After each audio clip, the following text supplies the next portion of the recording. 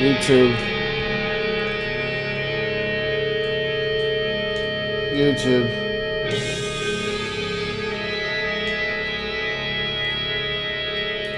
I have a rant for you. It's about feminism.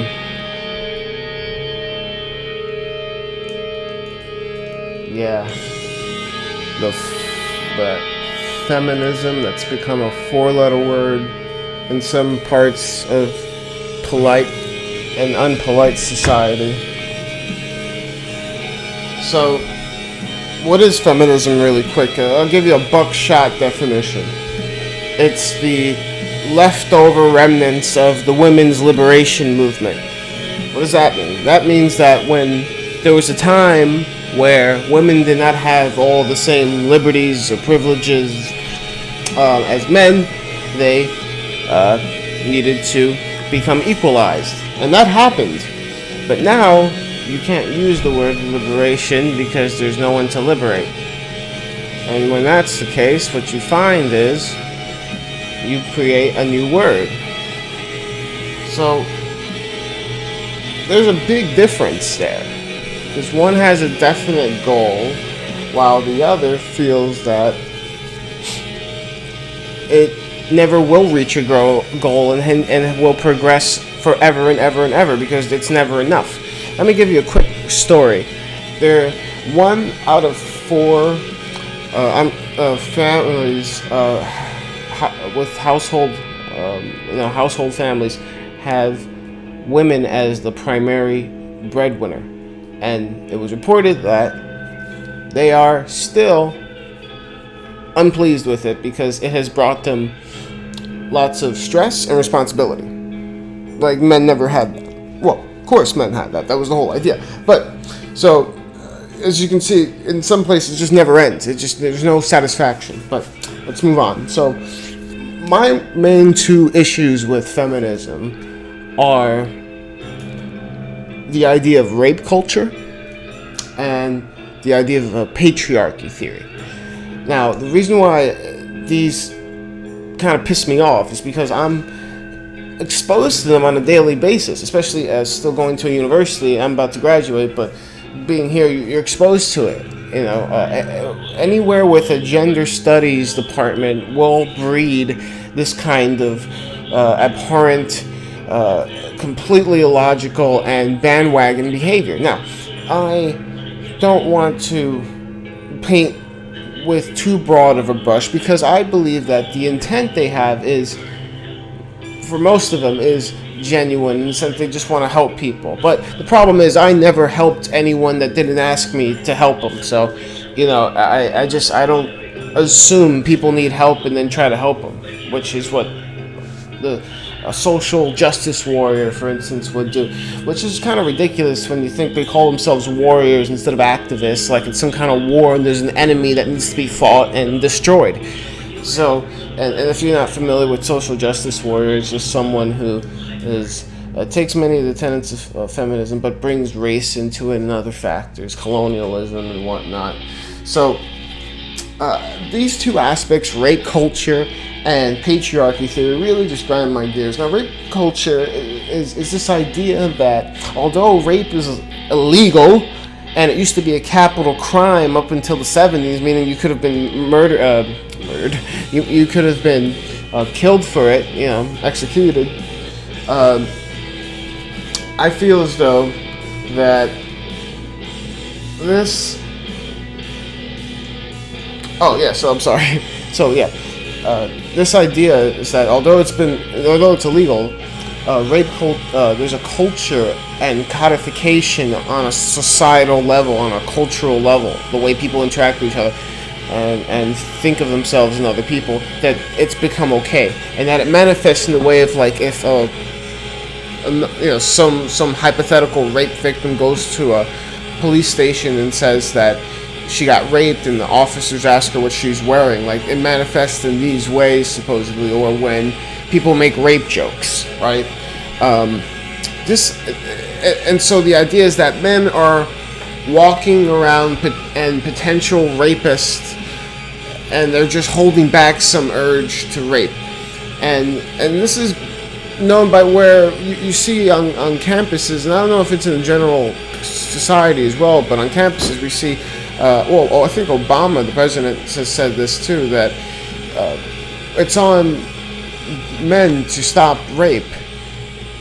Like, as if, it is. Like, Bill Burr talks about it all the time. Like, these commercials on football programs where you have, people saying it's not okay to beat your wife. Like, obviously, most people understand that. You don't need, commercials saying it's not okay to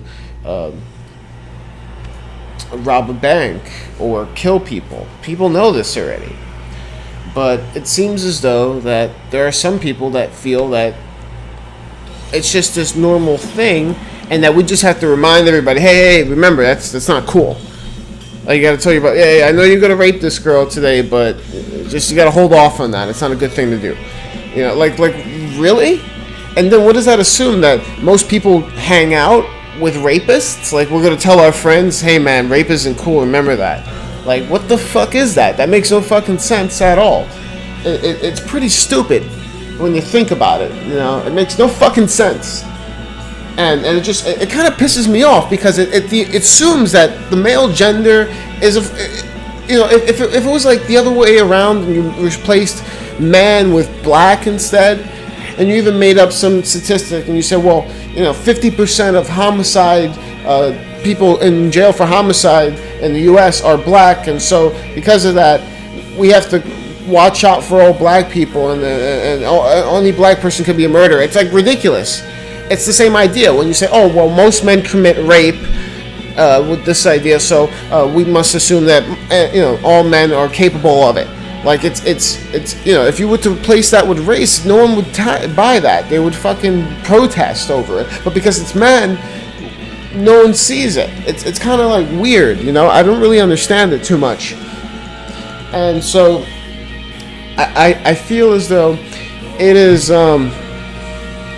it's just beyond being an insult. It's just a bad view of reality. It's inaccurate. Most people take rape very seriously and consider it to be a very bad thing, especially people in prison. People in prison have sisters and mothers and maybe wives, and so they will understand that if they see a rapist there, they will rape them or hurt them at the least. So there's like a certain code there where rapists in jail don't get, they're not considered to be respectable. So these things need to be understood with rape culture. And there's other problems with that. I made a video called "What Rape Culture," and I go over more ideas of it. But now, talking about patriarchy theory, I feel as though it's just unverifiable. It's kind of like God in a way, where it's kind of like it can't be verified. You can't like falsify it. So, I've talked to several feminists, and when I bring up this idea of like, well, what's an empirical proof of a way? What's an empirical way to disprove feminism hypothetically? And they say, well, feminism isn't science, so that means it's not empirical. So it doesn't make sense, because you're saying something non-empirical influences the empirical, which is kind of like God too, kind of supernatural, woo, metaphysical force called patriarchy. Now, I understand that there was something called history where women had less rights than they do now. But what I keep trying to point out to people is that with these rights come responsibilities, and they're somewhat like burdens at the same time. It's not like, oh, happy-go-lucky because you have a really, really good, or you have control. Because with that control comes, you got to take care of certain things and do certain things and accomplish certain things. So one can understand that it's not a black and white thing where all men were oppressing all women at all times in all places, or even most. The idea is that women had a certain role and men had a certain role, and both had to accomplish it. And this role stems from, and a lot of feminists get angry with this, but it stems from biological roots, i.e. sexual dimorphism. Now, there's lots of great videos on YouTube that explain this idea of sexual dimorphism and how it generates societal gender roles. For instance, men are on average much more stronger, have much more upper body strength than women, and therefore can do things like hold many things and carry things and break things apart, because they don't also have breasts, so it's not in the way to do certain kinds of actions. But women are capable of things that men aren't, like giving birth and having certain kinds of good color discrimination abilities, and I'm sure there are many others. Of course there are. And so the thing is, what this difference we see isn't just completely random or cultural, but it stems from the way we're shaped as humans.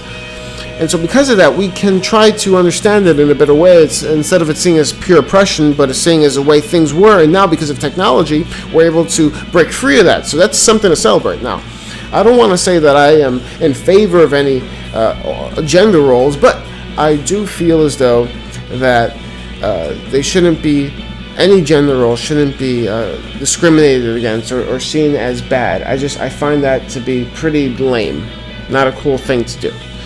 So, moving beyond this, patriarchy, besides it being historically inaccurate in many ways, or this idea of the monolithic idea of it being inaccurate, and its unverifiableness and complete, there's no way to falsify it, because you can't. It's kind of spooky. It reaps around the edges and goes through the cracks of everything like a fog. You can't grab it, but it surrounds everything, right? So I feel though that the idea is pretty facile. Like to think that today that men are privileged more than women, when 90% of homeless are men. People say, well, most CEOs are men. Well, most bums are men. So there's this idea that men take more risks. But who's more better off on average? Women are. Who lives longer on average? Women. Who owns most of the wealth and property in the United States? 51% women. So we need to understand that there are many perks to being a woman, and there are many perks to being a man. And somehow they do balance themselves out. Now, that wasn't the way throughout society, but that's the way it is now. And class also has to do with this too, because rich women were not living the same way as poor women were, and rich men and poor men don't live the same way either and have the same power, or the same attitude about power. So we need to think about patriarchy being just a load of bullshit and horse crap. It doesn't hold any weight, and it's just a way to keep perpetuating a certain kind of give me this, give me that, or a certain kind of power. It's a form of power. For instance, you look at all the lobbyists that are connected to feminism, and the amount of money that is generated, and also the amount of money that goes to feminism in the form of grants to universities. I go to university. I'm about to graduate soon, and I feel as though while going here, I know there's lots of grants, and that grants are hard to come by. And when I see money being wasted on feminist theory that's not based on any empirical evidence, or if it is, it's cherry picked, and it's just a bunch of drivel, basically. It's just horse shit. It's just a bunch of fucking rambling of people that don't know what the fuck they're talking about, and they're getting money from this. And it's taxpayer money too, in the sense of diversity and equality. When in fact it's just tyranny. Doing things like trying to ban the word bossy. It's fucking ridiculous. It's sad. It's the pinnacle of the idea of first world problems. Nothing exemplifies it more than feminist in the first world. Now, I do agree, maybe feminists are needed in Saudi Arabia. But here in the West, in the United States, and in most parts of Europe, most women are in a very good position. For instance, women in the young adult age bracket, like 20 to 30, 35, they make more money than men. And so you can see that no one's being oppressed here. Now, the idea of the wage gap, again, if you control, meaning if you did the research again and hypothetically made it so everyone had the same education, experience, and education, experience, and job position, you would see that gap disappear, and it goes down to like 1 or 2 cents difference. So it really doesn't account for, realness. I mean, if you work more than someone or you do a better job than someone, why should you get paid less or the same as someone else? What about merit pay, right? If you work overtime, that's more money for you. If you don't take 10 years off or 5 years off to help raise your child, that benefits you in the workplace as well. You'll get more money. All these things factor in that, and that's not discrimination. That's just facts of life. It just happens. No one's actively discriminating, because women can make those decisions, but they on average don't. Look at a place like Norway, where they force women into STEM fields, and it's the most equal place in the world, but women still gravitate towards nursing and the like, and men go to the STEM fields. So you can see that there are these differences that even in the most equal societies still exist, and exist on a larger scale. Because, for instance, in Arab countries, more women go to STEM fields, even though they have less freedoms than they do in places like Norway and Sweden. Very, very cool. I mean, not cool, I'm sorry, but the idea is entertaining. It's very, interesting. That's the idea. I'm just not saying it's cool, but it's definitely counterintuitive, so it's intriguing. So, bringing up my own history with feminism, I bought it for a time. This idea that men and male ego, and the idea of how the male oppresses and he's the dominator, and his ego just wants to control, and control is bad, and all these, I got into that, and I really bought it hook, line, and sinker. But over time, I started to be affected by it, because I would feel really guilty about these feelings I would have, feelings of seeing women in a way that's not, seeing them in a sexual way, somewhat objectifying them. That would bother me, because it would happen, it would keep happening, and I would feel like I'm a piece of shit. This fucking male ego is horrible, and over time, it kind of dawned on me, and I was helped out by certain people that thought this through as well, and offered, they had the courage to go out and explain and share their thoughts. So, the first hint of it I got, trying to break this paradigm down, was from listening to a comedian called Bill Burr. And probably most of you know who Bill Burr is. And so, he has different jokes about, there's no feminists in a house fire, and what's the meaning of the wage gap, and whether or not women have power or not. And so that kind of let me on, and I'm looking him up on Wikipedia. I saw that he represented something called, or that one of his topics and one of his topics of that he uses in his comedy is men's rights. And I was like, what the fuck is men's rights? That makes no sense to me. It's what do you mean men's rights? Men have all the rights.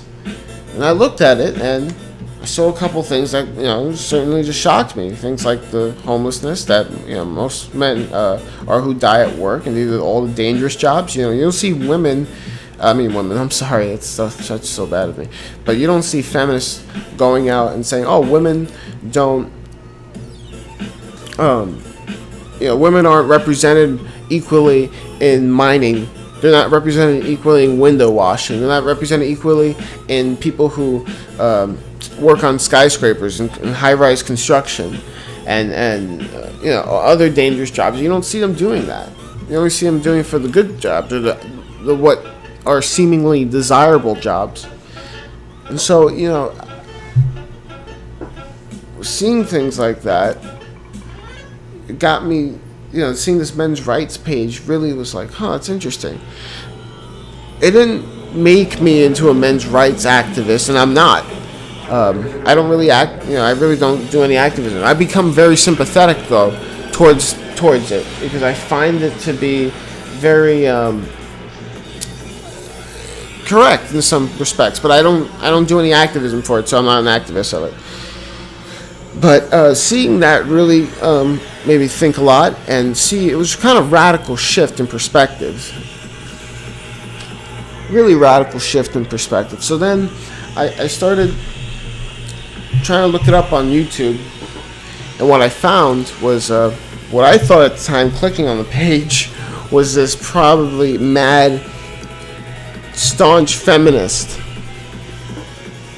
short hair, and I just thought, oh man, and something in me was like, oh, just you see what she says, and I do that usually. I go out and try to see other opinions, even though sometimes it could be infuriating if the opinion is completely stupid and based on no facts or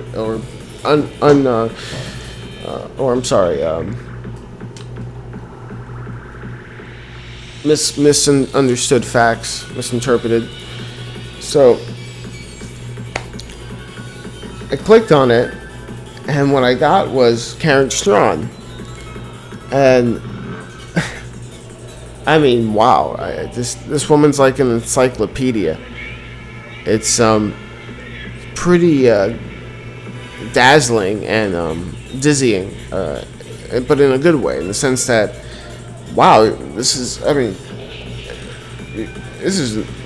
she cites sources, cites studies, historical events, people's excerpts of people's diaries. It's just amazing, and she's like a jackhammer to this foundation, or cutting through this foundation of the assumptions, or which hold the assumptions of feminism, that men are this monolithic oppressive force and women are monolithic victims. And then basically the gist of the thing is that the problem is that feminism always sees women as victims, and always sees men as perpetrators of, or the people who victimize them. And she really changed my perspective, and it's really radical. And if any of you are interested, don't, because I assume most of you probably know about this stuff, but any of you who are new to this and want more information about it, please message me. I'll give you more. I was thinking about putting in the description, but it doesn't seem like it's appropriate at the moment. So if you have any, I'll give it out. If you have any interest, I'll give it out. The information on people like Karen Strong and Bill Burr and whatnot. So I really. It really just started getting me to think really differently. And I even saw this stuff this group of people that call themselves MGTOW, which means men going their own way. And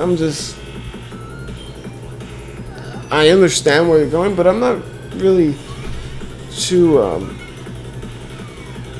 don't really agree with it much. This idea of completely getting out of society and cutting off all contact with women, I think it's just a little extreme.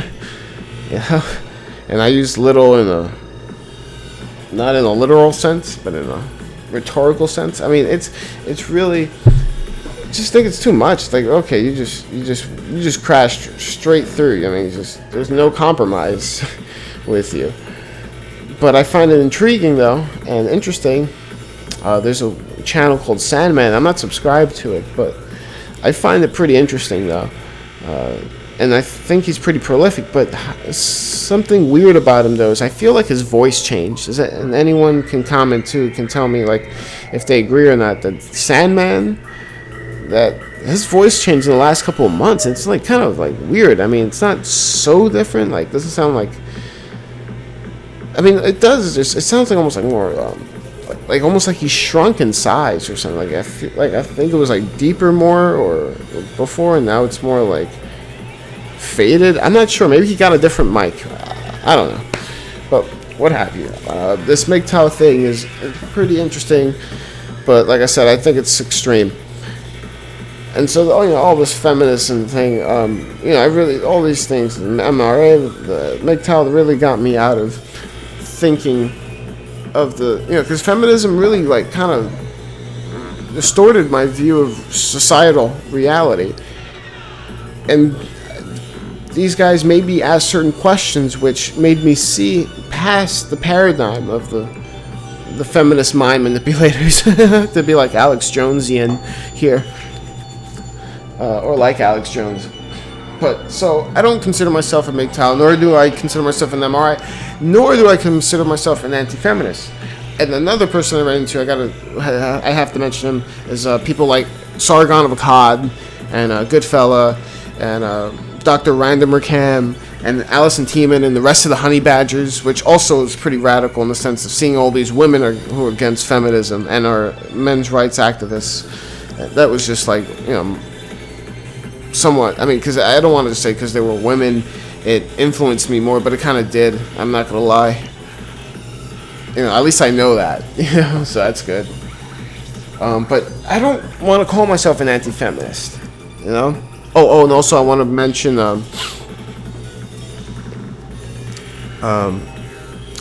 Bane 666. Amazing, absolutely amazing. Amazing. He's so methodical, so comprehensive, so it just hits all corners and all bases. He's great. He's just great. He's just so good at what he does. He's great. He needs a lot of respect. There's other people too. A good fella, I like him too. There's probably people I'm missing right now. Maybe I can think of more.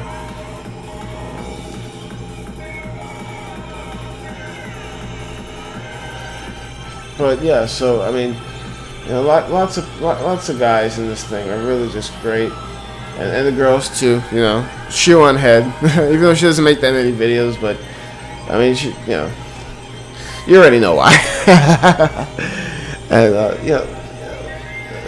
just want to see if I could I've subscribed to Skeptor lately, and he's pretty good, but I haven't listened to him too long to rave about him.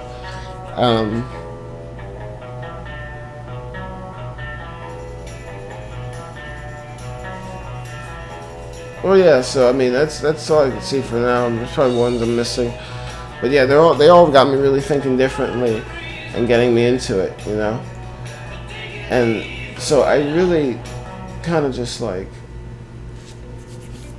don't want to call myself an anti-feminist, specifically because there are two women who call themselves feminists that I agree with, in most cases, a lot. It's Christina Hoff Sommers and Camilla Pelagia. I'm sorry, I'm butchering her last name. But yeah, these two, really great. I recommend you guys look into them. They're just rational, basically. Radical, but rational. Which is kind of sad and weird, considering that they're just rational and that's radical. That just speaks to the kinds of times we live in today, where just speaking the truth is a radical act. I know that sounds cliche, but it makes you think where we are at right now. But so I like them, so I don't want to call myself anti-feminist because of them, basically, and some others. So, but the thing in the end, what I don't understand is the label. I just don't understand the label of feminist. Femin. Excluding one gender for the other. I just don't get it. It makes no sense to me. Why would you do that? Why not call yourself a manist? Why pick one and not the other? Why can't you call yourself an equalist or a humanist or an egalitarian? And then I heard one person say, well, you don't understand. A specialist, like a doctor specialist, focuses on one thing. Feminists like to focus on one thing. So there's a bone doctor and there's a feminist, because feminists work on female issues. And I'm like, fine. So why is it when there's MRA meetings and they want to talk about men's issues, you don't allow them to? There's protests, and you can look into that. many times any kind of MRA event is going on, there are feminists to protest it. So why is that happening? And they say it's because they don't want them to talk about their problems in a space outside of feminism. So you see, there's an issue here where it's kind of totalitarian. So the idea is, why is it called femin instead of something else? I just don't understand the label. I don't agree with the label. I think the label is retarded, and I think it just holds us back in certain ways. So if my advice to feminists, if I know no one would ever take it, but I just don't think your label does any good for anyone. I think if you just call yourself an egalitarian or a human rights activist, you already include everything you're doing already. And most feminists act like they care about men, or at least overtly. Not many, actually. I mean, depending on which feminists you're talking, maybe the coffee shop feminists, but maybe some professional feminists, like the ones in universities and think tanks, or the feminists on Tumblr that are radical, they probably hate men. I mean, hashtag kill all men. Go look it up. So it's really crazy, these feminists. And so I just don't get their name, and I don't think they do any good for anyone right now, if considering that I see them talking most about patriarchy theory and rape culture and the pay gap. So all that stuff taken in whole, we can see that feminism is just some kind of, maybe at best well-intentioned, but definitely at worst destructive force that is destroying the way people think about old gender roles and making people feel guilty about feel bad about starting a family or getting married, making these things less desirable by some measure. And so, like I said, I feel that feminism is causing big problems through these ways, especially the idea of that taking due process away from people accused of rape. I mean, this is the ridiculous thing. If many feminists are trying to make it so men have less rights when accused of rape. For instance, in New Zealand, where normally a person who puts forward an accusation has to back it up, now the accused has to back it up. So if accused gets accused with rape, and this is only for rape too, this is not with anything else. If an accused person gets charged with rape, he has to prove that he did not rape. Ridiculous. Many places are looking at making it so that only a woman's accusation is enough for rape. This is just, these laws, the due process laws, are eroding for men because of feminism and feminist ideology. I will say this, and I don't want it to be taken the wrong way. I want it to be taken in context. That being raped would be potentially not as bad or less worse than going or being accused of rape and going to jail because of it. Because in jail, you can get raped many times, plus you lose your freedom, connections with your friends and family, your job, your occupation, your reputation. All these things are lost. So, and you can suffer rape repeatedly in a space where there is no one to run to, basically. So, knowing that, and knowing that many feminists are working to erode due process for men and charged of rape, I find that, I don't know if I wish I had it, I just want to put fucking whatever in this, fucking disgusting. I don't even have words for it. It's pure filth. That's not even good enough. It's the worst, one of the worst fucking things anyone can try to fucking champion for. It is fucking despicable. It makes my blood boil, because just knowing that some feminists consider that if a man sleeps with a woman and the woman later on, a day, 2, 3, a week later, considers that she regrets her experience, that she has been raped. I, that is just, you know, or the idea that if a woman was drinking and she got tipsy, and then a man, even if he was tipsy, that's still rape. Like, this is just getting to a point where men could be going to jail and spending years of their life and being beaten up in jail. Like I explained before, how it's not, being a rapist in jail is not a good thing. But this, considering all that, I don't see anything good out of this, and they need to stop. And I know this is my rant, but it's fucking right, man. Like these fucking pieces of shit that are pushing legislation to do things like this, especially on campuses. There's one woman in Oregon in a liberal arts college. She felt that one of the boys on campus, one of the guys on campus, looked like a person that raped her on the other coast of the country, on the East Coast, and they found out it wasn't him, but he was still given a restraining order against her. He has no connection with her.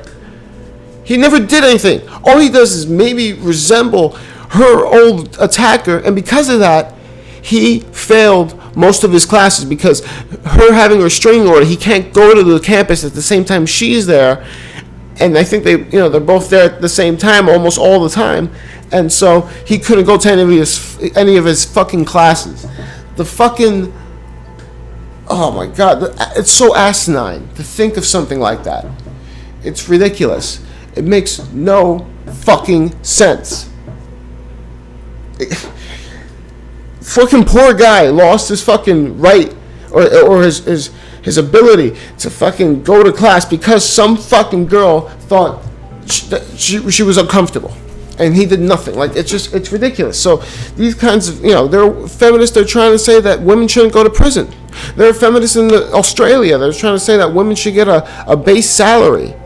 There's a university in Canada that says that they're going to give their women on average $3,000 to $4,000 bonuses on their paychecks, or just pay them $4,000 more from now on, because there's to make up for some discrimination. Like, this is it is brainwashing, because it's almost extorting. You have people like Anita Sarkeesian that are like extorting thousands of people for their money to bet and create this filth about video game violence, and she's making it all up along the way, and she doesn't even produce what she said she was going to produce, and she keeps taking in money.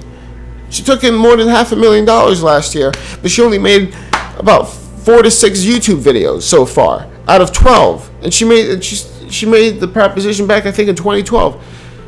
And look at all these great channels, and they produce content consistently. They don't even make an iota of that money. Wake up. I mean, I don't know if feminists are going to be hearing this, and if you do, fucking wake up. It's ridiculous already. And no, just because you don't like or you disagree with feminism doesn't mean you're a misogynist. That's fucking a bullshit insult.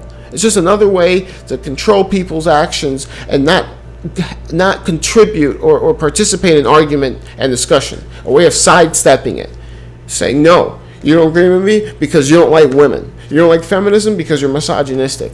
That is a way of dodging, backing up their claims. Their claims that most men are potential rapists. They also ignore the fact that most child abuse is done by females. According to the U.S. government numbers, I think the Department of Justice or the FBI, one of those two. It's just, I really, I don't know. It's just, I'm just trying to vent about it. I just want to talk about it. I just wanted to put out that content there on my channel about this, because it's something I've been thinking about for a while. I know I usually put up other stuff, but this is just something that I've been thinking about for a long time, and I think it's worth talking about and bringing it up because it's pertinent to today and what's going on, and I don't have to explain it anymore, really, but maybe in the future I'll make more videos on it if I find new content. But at the moment we're at almost 40 minutes. So, all right, thanks everyone for listening, and have a good one.